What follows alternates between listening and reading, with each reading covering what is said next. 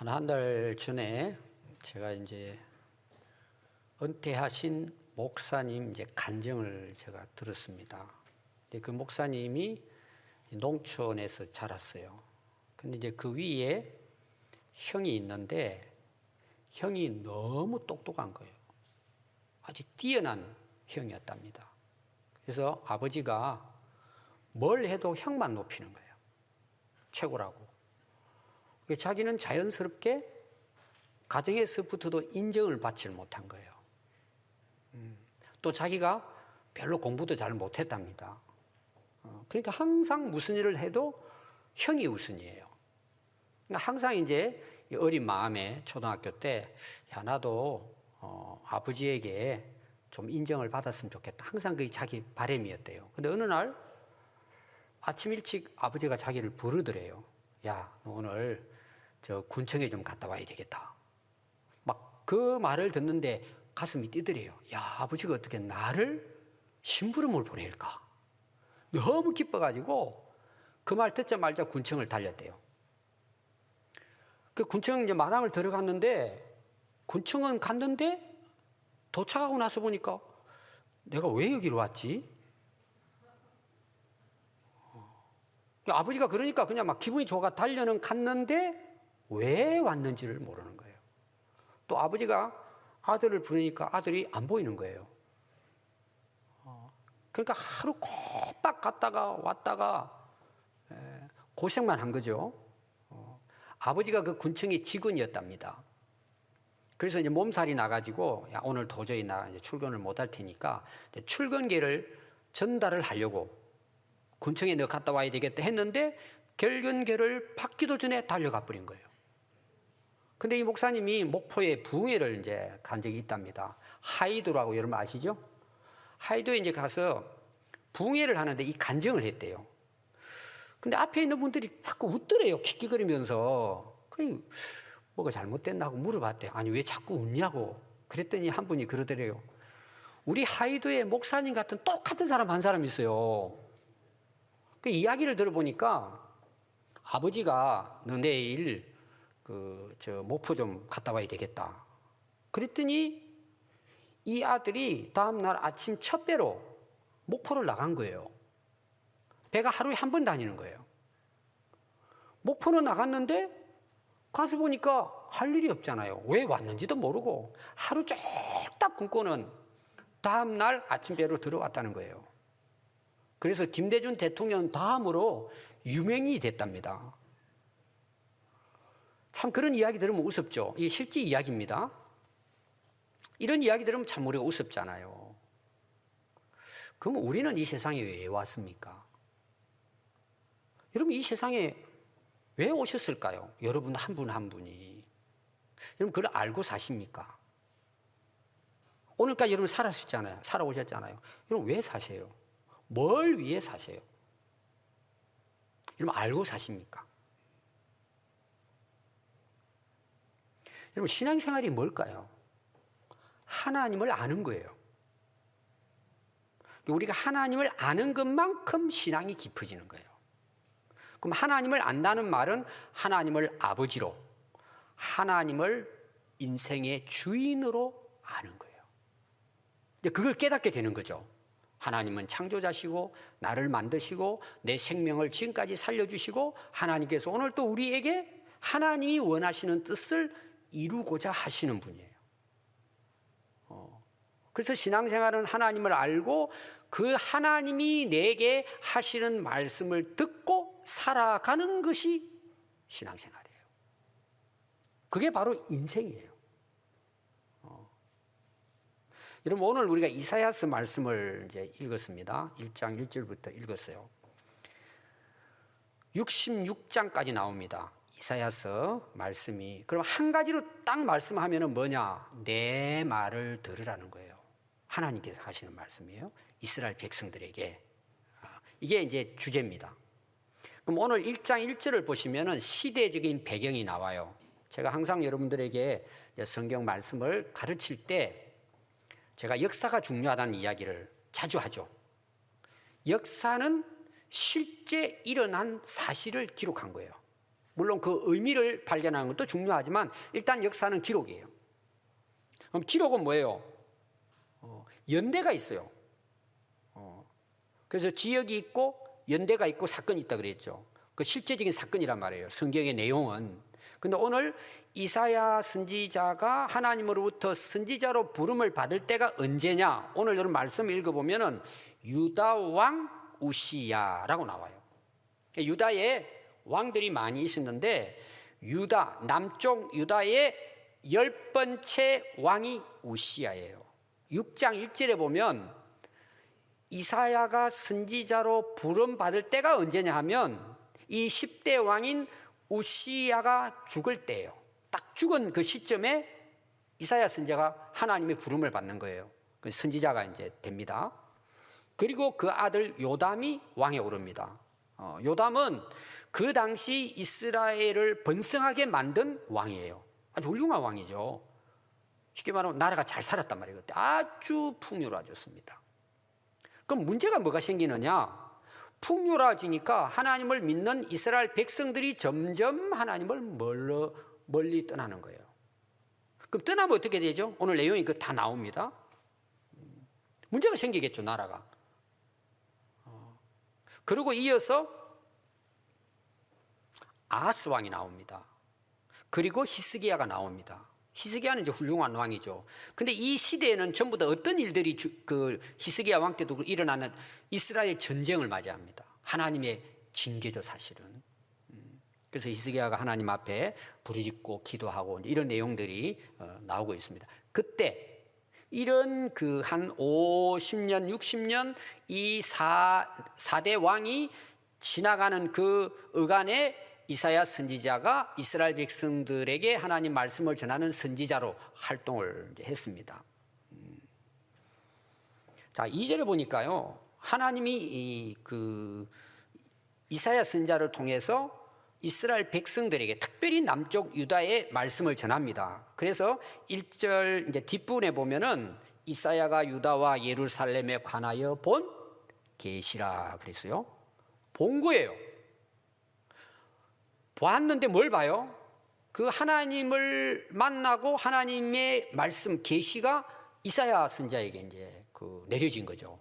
이걸 이제 다른 말로 말하면 환상이라고 볼 수 있어요. 환상에 하나님의 말씀을 이사야 선지자가 이제 듣게 됩니다. 하나님의 말씀. 그게 뭐냐 하면 2절의 내용이에요. 근데 하나님께서 이사야 선지자를 통해서 하늘이여 들으라, 땅이여 귀를 기울이라 그랬어요. 자, 하늘과 땅을 향해서 하나님 말씀하신다. 내 말 좀 들으라 이거예요. 그럼 이게 무슨 말일까? 제가 이제 이걸 좀 쉽게 설명하면 하나님이 세상을 창조하실 때 말씀으로 창조하죠. 빛이 있으라, 뭐 해와 달 해가지고 하나님 말씀으로 이제 세상을 창조합니다. 그럼 거기 빛이 있으라는 빛이 있었죠. 공창이 나눠지고 그게 6일 동안 세상이 이제 창조됩니다. 그럼 해와 달, 낮과 밤 하나님께서 그렇게 명령을 하십니다. 그러니까 그때부터 어떤 일이 일어나느냐? 천체가 운행되기 시작하는 거예요. 움직이기 시작한 거예요. 그게 지금까지 변함없이 조금도 시차가 없이 간격이 없이 그대로 지금까지 운행되고 있는 거예요. 왜 운행될까요? 하나님이 말씀하신 거예요. 쉽게 말하면 태양 주변으로 지구가 돌아라. 그러니까 지금 돌고 있는 거예요. 근데 지금 한 번도 벗어나질 않은 거예요. 다시 말하면 하나님이 말씀하신 대로 전체는 운행이 되는 거예요. 자, 이게 언제 무너지죠? 우리가 요한계시록 보면 하나님께서 스톱하니까 멈춰버리는 거예요. 그럼 여러분 천체가 멈추지면 어떻게 될까요? 사라져버리는 거예요. 다 파괴돼 버리는 거예요.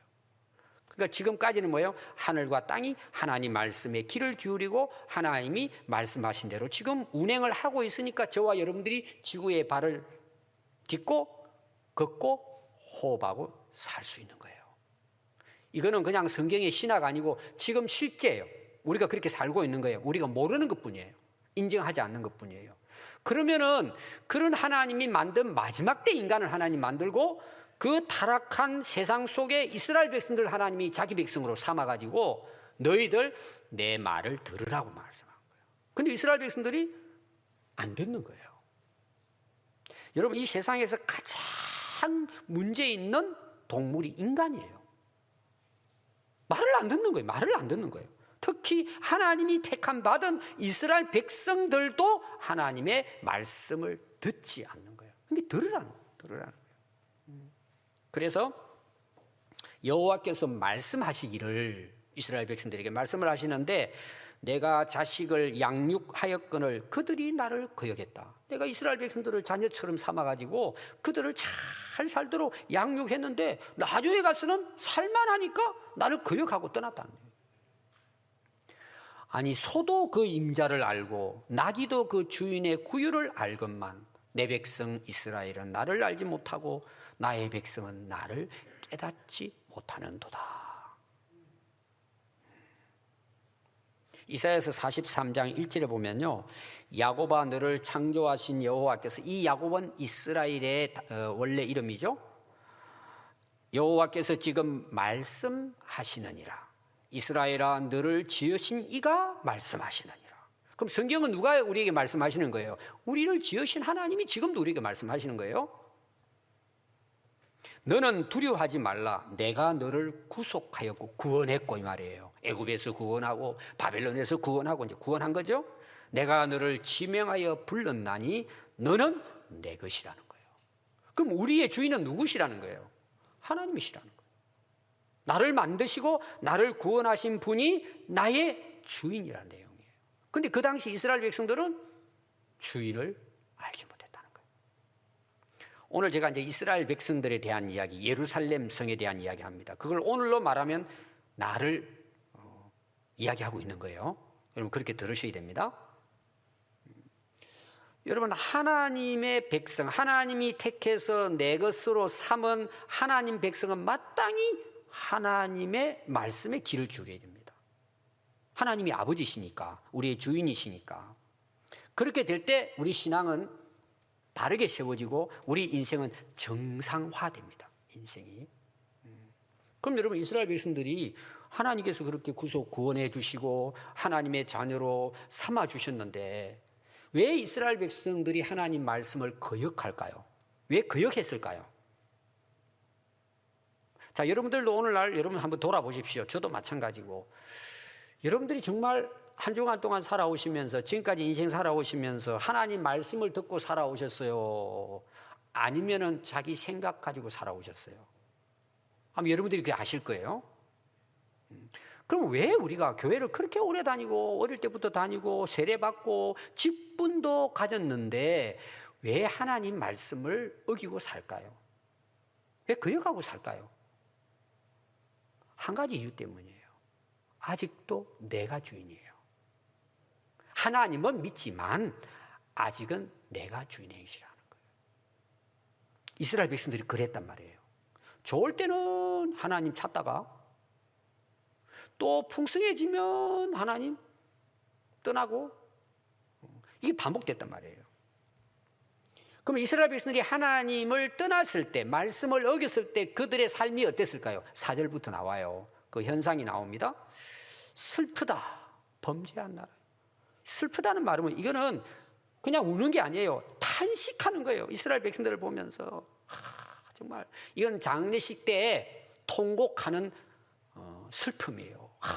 정말 이스라엘 백성들을 보니까 한심한 거예요. 너무 그냥 탄식하고 싶은 거예요. 이스라엘 백성들을 보니까. 그게 슬프다는 거예요. 왜? 하나님을 주인으로 모시지 않고 하나님을 거역했을 때 범죄한 나라가 된 거예요.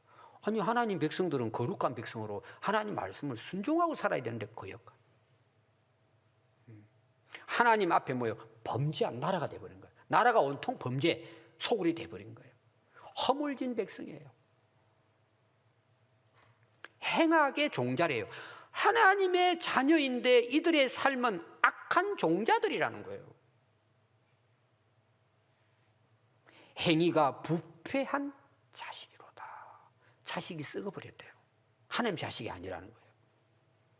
그래서 그들이요 하나님을 버렸대요. 그렇게 사니까 당연히 하나님 버린 결과가 그렇잖아요. 하나님을 버리고 이스라엘의 거룩하신 이를 하나님을 만홀히 여기고 멀리 떠나버렸다는 것입니다. 여기 만홀이라는 좀 우리가 잘 사용하지 않는 이제 단어가 나옵니다. 이거는 무관심이라는 뜻입니다. 무시함을 이야기합니다. 그러니까 하나님에 대해서 감각이 없는 거예요.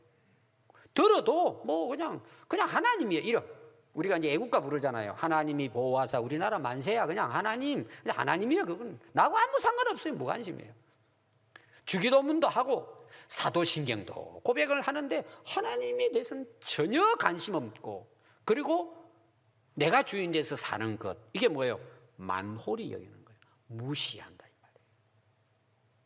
근데 문제는 이스라엘 백성들이 이걸 몰라요. 지금 그렇게 내가 살고 있는 자기의 상태를 모르고 그렇게 살고 있는 거예요. 그러니까 어떻게 돼요? 패역한 자식들이 되어버리는 거예요. 5절에 보니까요, 이들의 상태를 더 세밀하게 설명하고 있습니다. 너희가 어찌하여 매를 더 맞으려고 패역을 거듭하느냐. 그동안 맞은 거 매도 너 참 고생했는데 또 맞으려고 하느냐는 거예요. 그게 패역이라는 게 나오죠. 패역이라는 것은 도리를 벗어났다. 우리가 인생을 살아가도 그 순리가 있잖아요. 그 물 흐르듯이 정상적인 거 있잖아요. 기본적으로 그냥 상식 있죠. 상식. 뭐 당연한 거. 이거는 뭐 배워서 아는 것도 아니고 양심에서 그냥 우러나오는 거예요. 이거 그건 이제 그 도리잖아요. 도리. 우리가 도리라 그러잖아요. 근데 그게 무너져 버린 거예요. 어긋나 버린 거예요. 자, 기차가 이제 레일 위를 가잖아요. 자, 기차가 레일 위로 그 굴러가는 것은 그 당연한 거잖아요. 이 사고가 안 나잖아요. 근데 기차가 레일을 벗어나 버렸어요. 그게 만홀이에요. 순리를 벗어나는 거예요. 저는 오늘날 우리 사회, 뭐 우리나라뿐만 아닙니다. 이미 유럽은 뭐 무너졌고 서구도 그렇고 지금 현재 전 사회의 분위기를 보면은 신자유주의예요. 그냥 자유주의 아니고 완전히 자유를 벗어난 자유예요. 정상적인 자유가 아니고. 제가 여러분들에게 어제 우리 셀리드 방에 제가 유튜브를 올렸습니다. 그 내용을. 저는 처음에 그걸 보면서 영화를 찍는 줄 알았어요. 근데 필라델비아에 거기가 청교도가 먼저 배를 타고 그 도착한 곳이거든요. 보스턴이라고 하는 도시가, 그때 뭐 컨싱턴인가 어떤 그 도시가 나오는데 마약의 소굴이 돼버린 거예요. 시내 자체가. 그 우리 셀리드 되시는 분들 어제 혹시 읽어보신 분들은 동감을 할 거예요. 오늘 이 상황을. 오늘 꼭 안 보신 분들은 꼭 한번 보세요. 이게 지금 현실입니다. 그 미국의 한 지역이지만 너무 가슴 아픈 거예요 지금. 그 왜 이렇게 되냐 이거죠. 이게 어떻게 미국도 감당이 안 돼요 이게. 그럼 이거는 이제 겉으로 나타나는 현실이에요. 우리가 영적인 상황을 좀 보자고요. 중독돼 버리는 거예요. 감각을 잃어가는 거예요. 하나님을 떠나 사는 건 뭔지. 하나님께 대해서 무관심이에요. 감각이 없어요. 들어도 그냥 지나가는 이야기예요. 느낌이 없어요 지금. 이런 시대를 지금 우리가 살고 있어요. 지금 이스라엘 백성들이 그 당시 그랬단 말이에요. 지금부터 거의 2800년 전 역사예요 이것이. 심각했죠? 그래서 온 머리는 병들었고 온 마음은 피곤하고. 자 봅시다. 머리가 병들어 버렸어요. 이거는 그냥 머리가 아프다 이런 차원이 아니고 정신을 잃어버렸다는 내용이에요. 머리 자체 생각하는 거라든지 사상이 완전히 순리에서 벗어나 버린 거예요. 생각 자체가, 가치관 자체가 완전히 무너져 버린 상태예요. 근데 그게 옳은 건지 그런지도 모르고 사는 거예요. 머리가 병들어 버린 거예요. 오늘 여러분 우리 사회의 문제가 뭘까요? 상식이 사라져버린 시대예요 지금. 기본이 사라져버린 시대예요. 그러니까 동성애를 찬성하죠. 그럼 순리가 아니잖아요. 남자 여자를 하나님이 창조했는데 당연히 남자가 만나서 결혼해서 행복한 가정을 이루고 자녀를 낳아서 가정을 아름답게 세워가면 사회가 아름다워지고 나라가 건강해지게 되는 거잖아요. 근데 가정 파괴예요. 근데 이것이 전 세계적으로 법제화돼 가고 있다는 내용이에요. 이거 왜 그럴까요? 머리가 이미 병들어 버린 거예요. 그러니까 마음이 어떻게 됐다 그러죠? 피곤한 거예요. 마음에 기쁨이 없고 평안이 없어요. 불안하고 긴장되고 어떻게 그러니까 뭐예요? 술 마시고 마약하고 막 줄담배하고 이런 데 그냥 빠지는 거예요. 마음을 치실 수가 없는 거예요, 여러분. 여러분 그 이해를 해야 돼요. 우울증에 빠지고 막 그냥 자학하고 하는 거 이해해야 돼요. 벌써 정신이 마비돼 버린 거예요. 그러니까 몸도 만신창이해야 되는 걸 이스라엘 백성들의 상황을 지금 하나님께서 이사야 선지자에게 이거를 말씀하고 계신단 말이에요. 그러니까 발바닥부터 머리까지 성한 곳이 한 곳도 없대요. 만신창이가 되고 이스라엘 백성들이.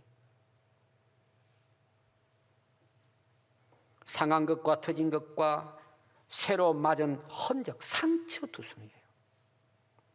더 큰 문제는 뭘까요? 우리가 상처나고 병이 들면 치료하면 되잖아요. 근데 오늘 말씀 보니까 그것을 짜며, 이거 수술하는 거예요. 짜낸단 말이에요. 암을 도려낸단 말이에요. 짜매며 그거를 싸매고 약으로 치료받지 못하고 있는 거예요. 희망이 없다는 거예요. 이게 그 당시 남유다의 상태예요. 심각했다는 것입니다. 그럼 여러분 사람만 그렇게 될까요? 7절 한번 보십시오. 너희 땅도 황폐하고 성읍도 잿더미가 되고 토지는 이방 나라에 다 파괴되어지고 농사 지을 먹을 것이 없니 완전히 황폐되는데 그걸 이렇게 표현을 했어요. 딸 시온 그랬어요. 딸 시온. 이는 예루살렘의 그 휘황찬란한 웅장한 모습을 우리 이제 딸들이 공주자네 집에서 잘 꾸미고 이쁘게 이렇게 하잖아요. 그러니까 이제 예루살렘을 다른 표현으로는 딸 시온이라고 표현합니다. 그 아름다운 예루살렘 성이 어떻게 됐느냐? 포도원의 망대같이 참외밭의 원두막같이 에워싸인 성읍까지 겨우 남았도다. 자, 이게 무슨 말씀이냐 하면은 지금 이제 겨울이죠. 여름에 우리가 원두막 있잖아요. 옛날에 수박밭에 참외밭에 뭐 이런. 그럼 이제 그 한때잖아요. 그리고 다 이제 수확해가지고 다 닦고 나면은 이제 줄기 같은 거 바싹 말라가지고 이제 그 지금 그 논밭에 지금 그 널브러져 있잖아요. 근데 원두막은 서 있어요. 사람도 없어. 이 싸늘한 겨울. 황량하게 원두막만 서 있는 거예요. 그게 예루살렘 모습이라고 표현한 거예요. 하나님께서. 9절 보니까 만군의 여호와께서 우리를 위하여 생존자를 조금 남겨두지 아니하였다면 우리도 소돔 고모라처럼 유황불로 완전히 멸망을 당할 것이다. 이게 이제 희망이에요, 사실은. 남겨두던 하나님께서 소돔 고모라처럼 되지는 않고 남겨뒀다는 거예요. 그 당시도 이스라엘 백성들이 다 그렇게 나라가 범죄한 나라가 되고 황량하고 황폐한 나라였지만 그 중에도 뭐예요? 소수의 거룩한 하나님 백성들이 있었던 거예요. 정말 소수죠. 하나님은 그들을 남겨놓으신 거예요. 그리고 희망으로 그들을 세운 거죠. 그리고 하나님의 역사는 그렇게 유다 백성들이 멸망하고 나중에 나라를 다 잃었어도 결국은 뭐예요? 이들을 통해서 하나님의 선한 역사는 이루어져 간다는 얘기예요. 오늘 이 시대도 마찬가지입니다. 다 타락하고 다 행악자 같지만 지금도 이 가운데 끝까지 하나님을 주인으로 모시고 끝까지 그분의 말씀을 붙들고 세상과 짝하지 않고 섞이지 않고 끝까지 어둠의 빛과 같이 끝까지 믿음을 지키고 주의 길을 걷는 소수의 사람, 그 사람을 통해서 하나님의 역사는 이끌어져 가는 거예요. 오늘 이 말씀을 제가 몇 가지로 정리해서 말씀을 드리면 첫 번째 말씀이 뭐냐? 하나님의 말씀을 들으라는 거예요. 이사야 선지자를 통해 하나님 하시는 말씀이 뭘까요? 내 말을 들으라는 거예요. 여러분 10절 말씀도 보면은요, 소돔과 같은 관원들과 백성들과 여호와의 말씀과 하나님의 법에 귀를 기울이라고 말씀해요. 아니 짐승들도 주인을 인정하고 따라요. 하물며 내 백성인 너희들은 왜 그렇게 사냐는 거예요. 내 말을 들으라는 거예요. 여러분 11절부터 16절 내용을 집에 가서 꼭 한번 읽어보시는데 그걸 제가 좀 쉽게 설명을 오늘에 맞추어서 설명을 한번 해보겠습니다. 그 당시 이스라엘 백성들이 하나님께 제사를 드렸습니다. 이들이 이렇게 타락했지만은 그들이 남아있는 게 뭐냐? 예배예요. 절기마다 모여서 봉은 제물을 가지고 짐승을 잡아가지고 피를 흘리면서 하나님께 제사를 드렸습니다. 아주 웅장하고 막 거창하게 드렸습니다. 다 지켰어요. 절기 다 지켰어요. 근데 형식적인 거예요. 다 하나님이 없는 거예요. 아니, 하나님을 거역하는 사람이 예배를 드린다고 그 예배가 되겠습니까? 그러니까 하나님이 뭐라고 말씀하시는, 너희들 절기 때마다 안식일보다 내게 모여가지고 나와서 뭐 제물도 드리고 뭐 찬양도 하고 이렇게 하지만 너희들 밖에 나가서는 어떻게 살아? 아니, 성전에는 그렇게 나 앞에서 예배 드린다 하면서 너희들 밖에서는 어떻게 살아? 이 악한 짓만 하고 있는 너희들, 내가 이제 도저히 눈 뜨고 볼 수가 없다는 거예요. 내가 견딜 수가 없던 하나님께서 너희들이 이렇게 나에게 찾아와서 온갖 행위를 다 하면서 제사를 드리는데 내가 이제 더 이상 이걸 참아 볼 수가 없다는, 견딜 수가 없다는 거예요. 그래서 너희들이 나를 향해 손을 들어도 나는 너희들을 보지 않을 것이고 너희들이 부르짖고 열심히 기도를 해도 나는 듣지 않을 것이다. 이유가 뭔지 아냐? 너희 손에 피가 가득해. 세상에 나가서 온갖 악한 짓을 하면서 하나님 앞에 이렇게 예배드리고 있다는 거예요. 사람 죽이고 괴롭히고 이용해 먹고 사기치고 음모를 꾸미고 이간질하고 세상에 나가서 세상 사람보다 더 악하게 너희들이 살아가면서 어떻게 내 앞에 와서 너희들이 하나님을 찾고 예배드리냐는 거예요. 그걸 내가 받겠느냐는 거예요. 왜 이런 현상이 됐을까? 이스라엘 백성들이 하나님을 알지 못하는 거예요. 자기들의 주인이라는 것을 모르는 거예요. 그러니까 뭐예요? 예배는 형식이 되죠.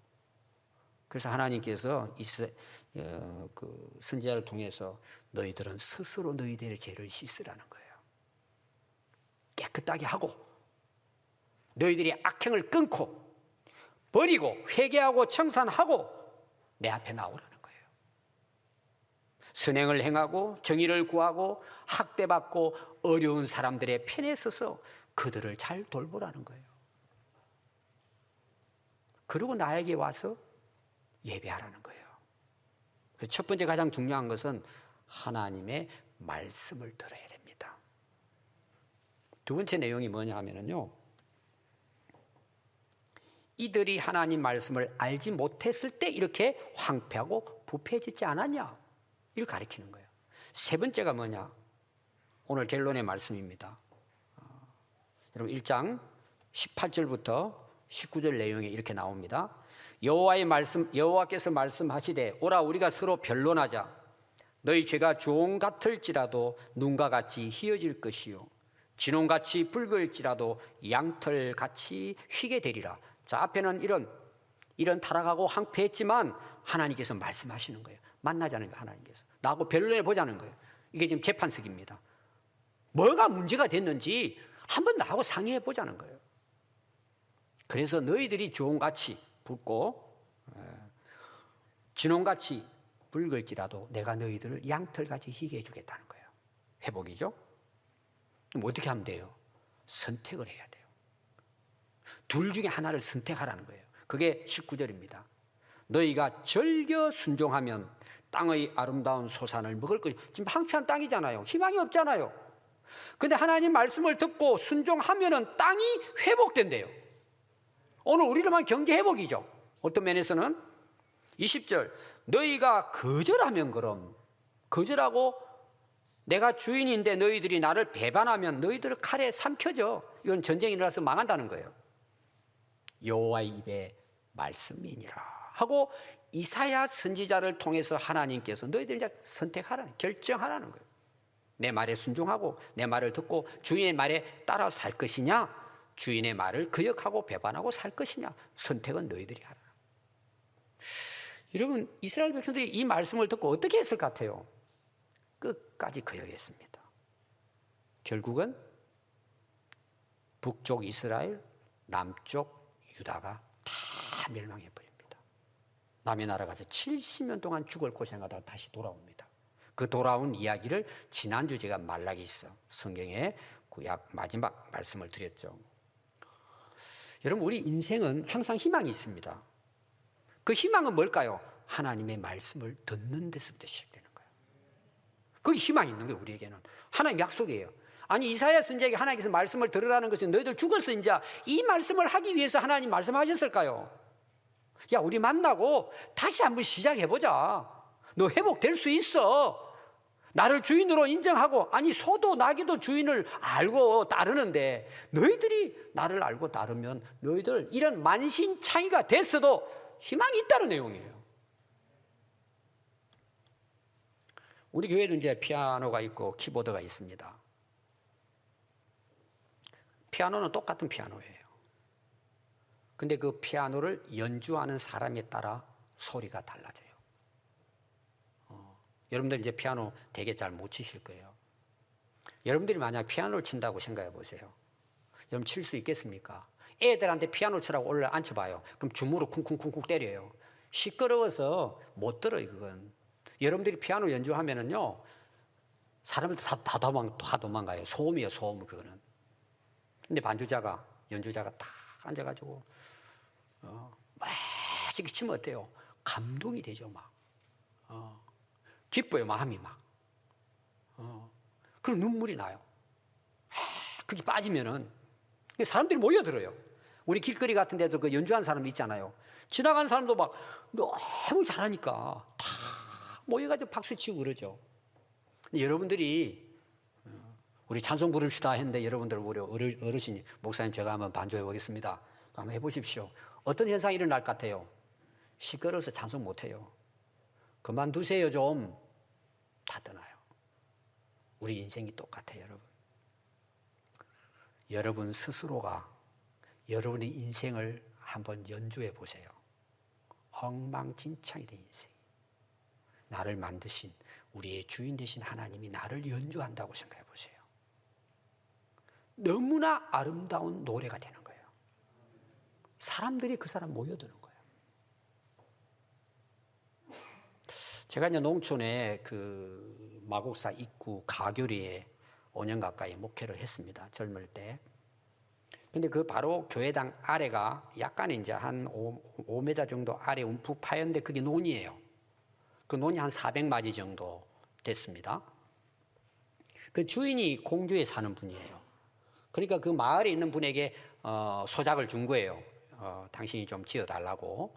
그러고는 이제 수확하면은 반반 나눠 먹자 해가지고 이제 그 논을 맡았어요. 젊은 분이었는데 이제 그분이 우리 그 교회당 아래니까 제가 왔다 갔다 하면 항상 보이는 논이에요. 모내기는 해요, 모내기. 쫙. 근데 모내기 하고 난 다음에 그 사람 일하는 걸 본 적이 없어요, 제가. 그럼 언제 오느냐? 타작할 때. 수확 거둘 때만 낯들고 오는 거예요. 근데 맨날 지나다 보면은 반은 피, 잡초고 반은 배예요. 그럼 거기에 자란 배가 여러분들 알이 제대로 맺혔겠습니까? 비실비실 올라와요. 그걸 어찌든 익죠. 그럼 이제 수확을 합니다. 예를 들어서 이제 10가마니를 수확할 수 있는데 두 가마니밖에 안 나오는 거예요. 그럴 수밖에 없죠. 그럼 주인이 생각할 때는 어때요? 손해보는 거예요. 10가마니 나오면 자기한테 반하면 5가마니가 올 거잖아요. 2가마니밖에 안 나오니까 1가마니밖에 못 오니까 얼마나 손해요, 이게. 주인을 바꿔야죠. 주인을 바꾸면은요, 10가마니 수확을 할 수 있어요. 논은 똑같은 논이에요. 누가 농사 짓느냐에 따라서 수확이 달라지는 거예요. 지나가는 사람이 볼 때도 기분이 좋아요. 야, 참 잘 익었구나. 누가 이게 농사 지었나. 잡초도 다 뽑아주고 노랑노랑하게 배가 고개를 숙이고 있는 모습 보면은 사진을 찍을 만큼 이쁘잖아요, 이거 들판이. 우리 인생도 마찬가지예요, 여러분. 내 인생을 누가 농사를 짓느냐에 따라 내 인생은 완전히 다른 인생이 되는 거예요. 여러분들이 주인 돼가지고 농사 한번 지어보세요. 근데 이 사람이 어떤 사람이었냐? 그 동네 술꾼이에요. 술 중독자예요. 얼마나 악한 사람인지 아내도 죽인 사람이에요. 그 악한 사람이 농사를 지으니까 그 좋은 논이 엉망이 되는 거예요. 여러분, 우리 인생은 주인이 바뀌어야 됩니다. 내가 주인이라고 되는 게 아닙니다. 인간은 하나님이 창조하셨습니다. 하나님이 내 인생의 주인이십니다. 우리가 이거를 알고 주인의 말씀대로 살아가면 우리 인생은 오늘부터 기적이 일어납니다. 여러분 정말 간증할 수 있습니다. 이건. 근데 오늘 사람들이 어떻게 누가 주인이에요? 돈이 주인이야. 돈에 끌려다녀요. 사업이 그냥 주인이야. 친구 따라 노는 쾌락이 주인이야. 그 끌려다녀. 어떤 사람은 사상이에요. 이상한 사상에 빠져가지고 제가 아는 사람도 누구 쫓아다닌대. 교회 다니는데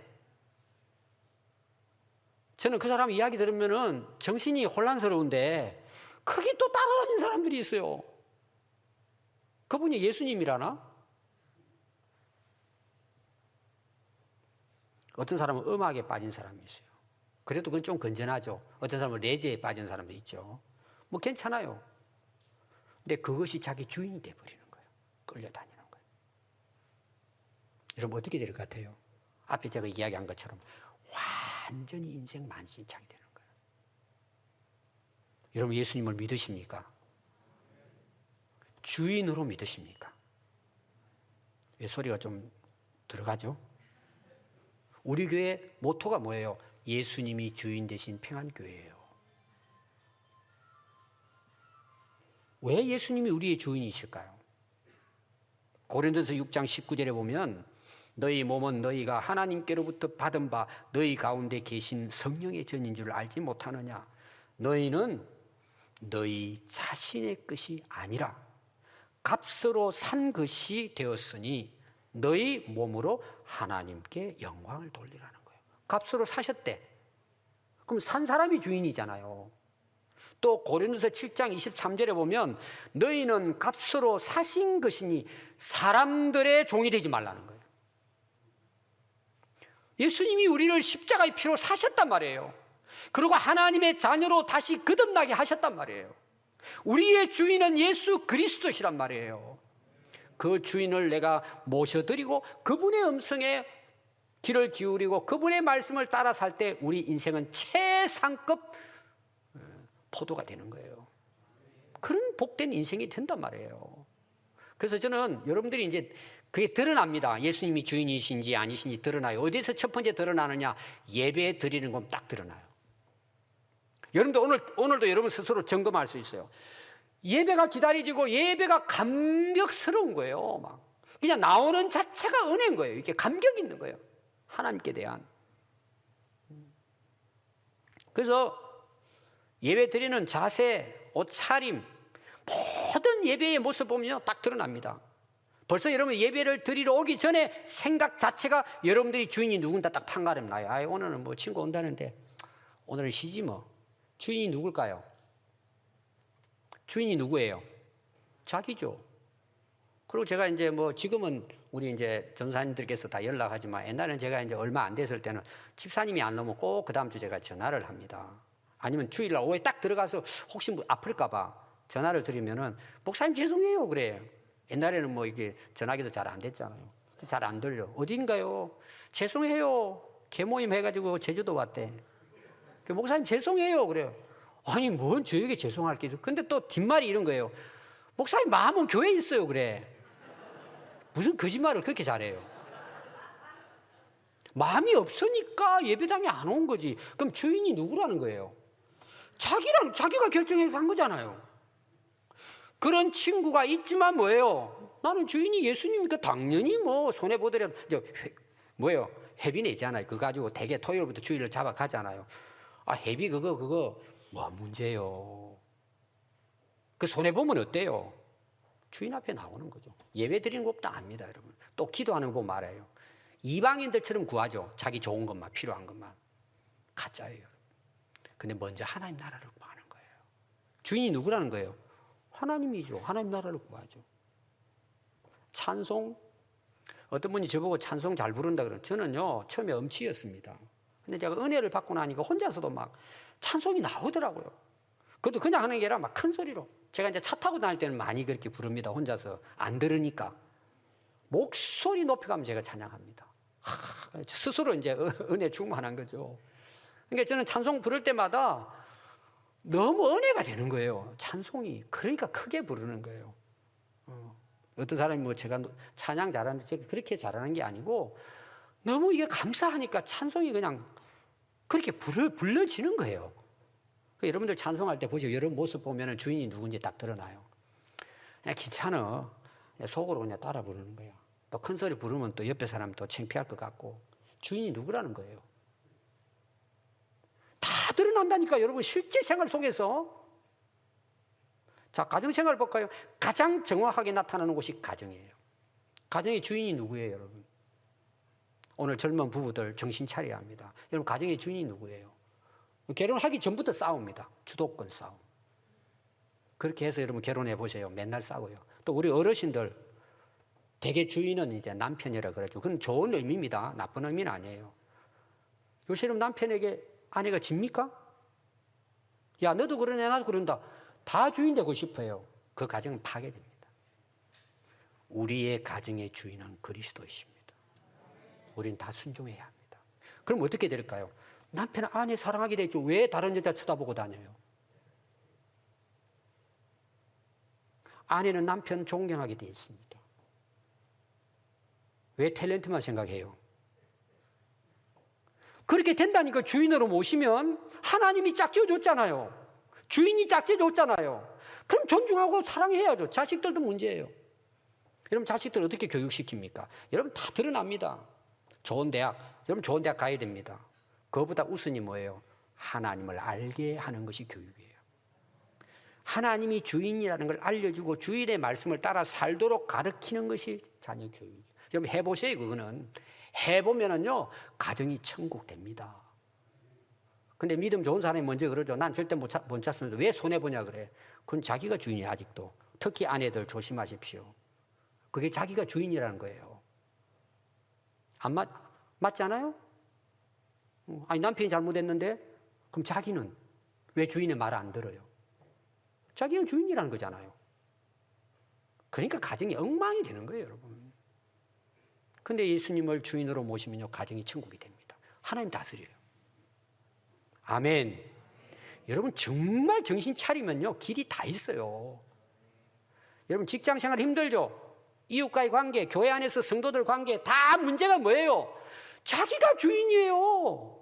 자기 말 안 들으면, 자기 마음에 안 들면 뭐 교회도 필요 없고 신자들도 필요 없고 이것도 필요 없어요. 근데 예수님이 주인이 되면 우리도 얼마나 부족해요. 이웃을 섬기고 좀 성도들이 부족해도 섬기고 또 격려해주고 참아주고. 왜? 주인이 내가 아니니까. 여러분 교회 싸우는 이유가 있습니다. 우리 교회는 그냥 덜 싸우지만 난장판입니다. 교회도. 여러분 왜 그런 줄 아세요? 다 자기가 주인이에요. 사람들은 그래요. 사람은 절대 바뀌지 않는다. 사람은 고쳐 쓰는 게 아니다. 이게 세상 사람들이 하는 말이에요. 그게 맞는 말이에요. 자기가 주인이면 바뀌어지지 않아요. 그러나 예수님이 나의 주인이 되면 사람이 바뀌어요. 바뀐다니까요. 여러분 이게 은혜예요. 이게 변화예요. 주인이 바뀌는 거예요. 상상하지 못하는 하나님의 역사를 경험하게 돼요. 오늘 여러분 결단하십시오.